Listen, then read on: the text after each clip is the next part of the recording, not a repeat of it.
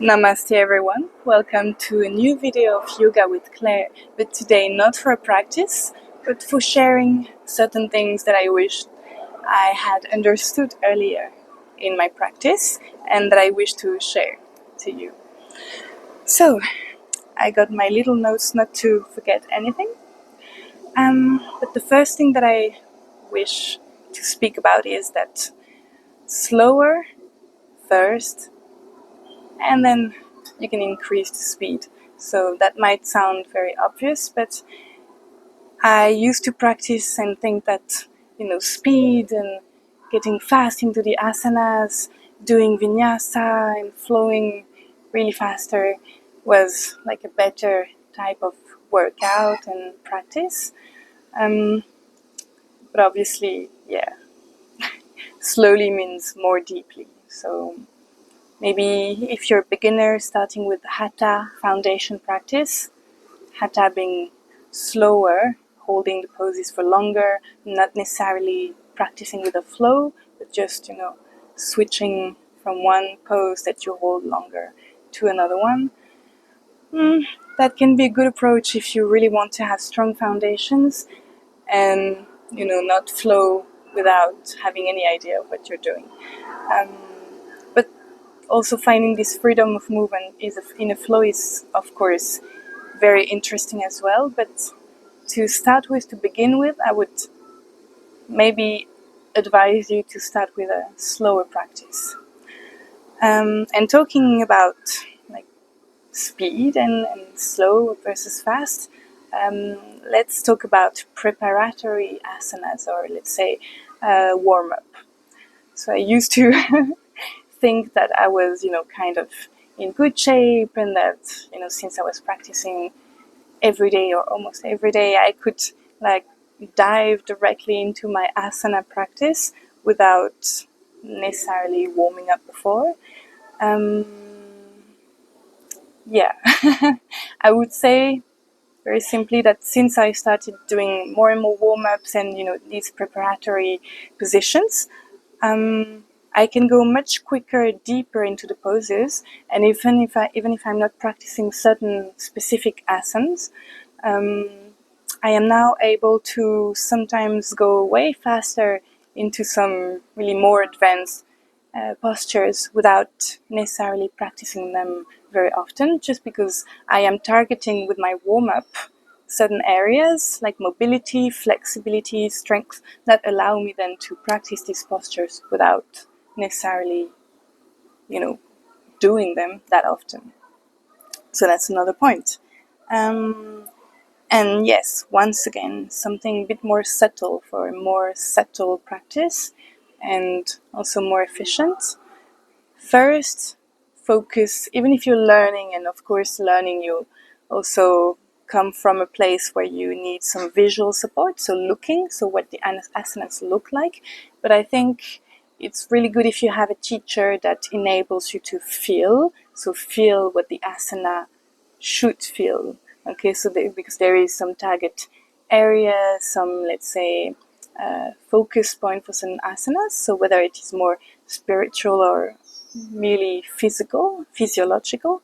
So if you're feeling an asana, a posture, if you're feeling where it should be working for you, then you will be engaging the proper body parts, and like very quickly and on a very logical and natural way, you will be more aligned because you will understand better how you should be working with your body in certain postures. So instead of just trying to look like what you're saying, you're just trying to feel what you should feel, and actually your body will adjust it by itself, and you will actually realize that your adjustment and alignment will be much better by feeling the pose rather than trying to mentally, having this mental image of the pose, which can also help for you to give directions. But I think feeling, so even practicing with eyes closed sometimes, really helps with proprioception as well, so feeling your body in space.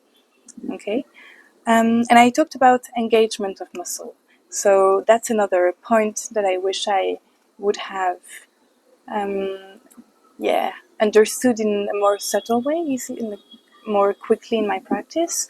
So engagement, well, of muscles, but also of different areas of the body and joints as well. So in certain poses, sometimes you're thinking that the focus is to maybe, I don't know, stretch a certain area, but it's not only stretching that area, you also have to use the strength. So maybe, for instance, if I'm taking this posture, Ashwa Sanchalanasana, so here you feel that you're maybe stretching your psoas, okay? And yeah, so maybe mainly this. But you also actually have to not only engage your glutes, because that will help you lift higher and protect your lower back, but also press your shin bone and your both feet on the ground, so that will give you really more strength and make a more active asana. And actually you're gaining time. You're just saving a lot of time because you're doing multiple things.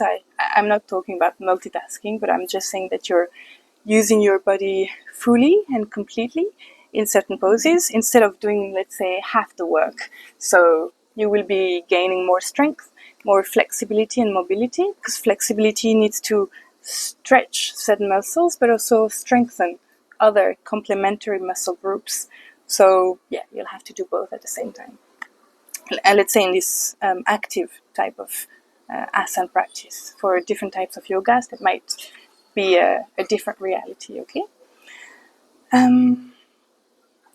And oh my god, so many things. Yes, talking about muscle awareness, I think it's good also to not only focus on the muscles that you want to target, because muscles are, let's say, more the external layers in the sense that you can externally see them, okay? But you also have the joints with the ligaments. So ligaments will give you mobility, not flexibility. That will be more the tendons and the muscles.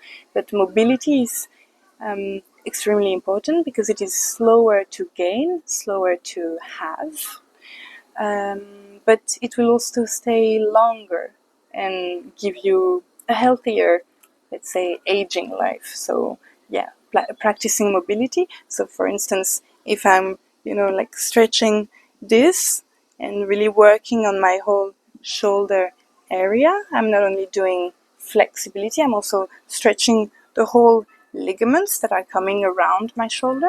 And this will, if I'm practicing daily and for an extended period of time, that will actually, once you gain more mobility, once that you strengthen and stretch the ligaments, this is something that you cannot lose so easily. Flexibility you can lose, like if you don't stretch these muscles for a few days, then they will become very stiff again. But mobility is different. So that's, yeah, extremely important to understand, and not only working on just, muscle and things that you can see.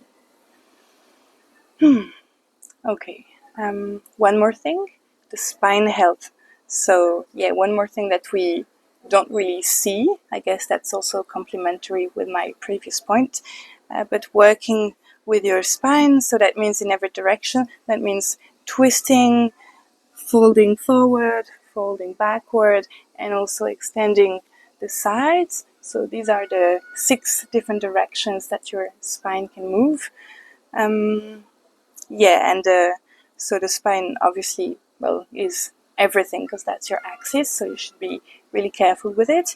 And working with your pelvis to protect your spine, so tilting your pelvis in the right way, so sometimes tilting back, sometimes engaging and tilting a bit more front, so that you're protecting your lumbar area when you're working with the spine. So whenever you're doing any kind of, let's say, twist, so you shouldn't be arching like this or like hunching, but just keeping this area really nice and long. So you see I'm not arching, I'm bringing it slightly more back while my sternum is going up and front. So yeah, be aware of these 2 areas for the spine. So the sternum always wants to go, most of the time, opening this area, so slightly more up in front, and this area wants to stay in one nice line, so not overarching. So yeah, let's say your pelvis is your king and your sternum is your god. That's what one of my teachers used to say, your sternum is your god. So really making look up and opening always the front area of the body. Okay, really nice. Maybe a couple more things. Actually, I've covered almost everything.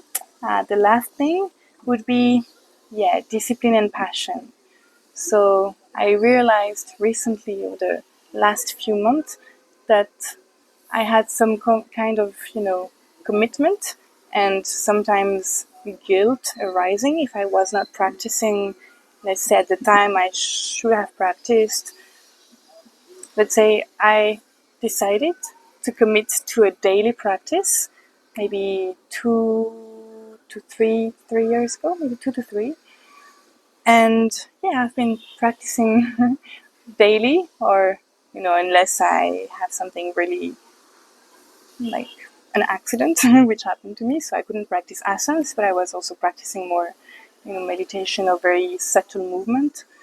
But this drive for practice should not come from guilt, because sometimes I would practice late at night because I didn't find the time to practice earlier in the day. So my reason to practice was more of something of guilt, of a guilty feeling, rather than passion. So now I've been nurturing and feeding that passion and that desire to just the first thing that I do when I wake up, I drink maybe water, hot water, do a couple of things to wake my body up, some lymphatic drainage, tapping, etc. And then I start getting on my mat before anything else, even if it's for 5 minutes or 10 minutes or maybe sometimes 40 minutes. So at least I do in the morning some movement, even if it's not my full practice. Sometimes I also practice again later in the day. But I realized that passion will make it come first. So if you really have a passion for your practice, then naturally you will you will wish, you will be happy to, and you will need to practice first thing in the day. So maybe try to find that very, whatever it is, few minutes, 10 minutes, 20, just that little gap in your day, so you can allow yourself to start the day with your practice, whatever it is, even if it's bhakti yoga, meditation, mantra chanting, or asana practice, anything, but it should come from passion, not from guilt. And yes, I think I've covered the things that I wanted to share with you. So feel free to let me know what you think about this. If you have any other points or things that you'd like to discuss, or me to share, or any other video that you would like me to make. So let me know. And enjoy the rest of your day. Namaste.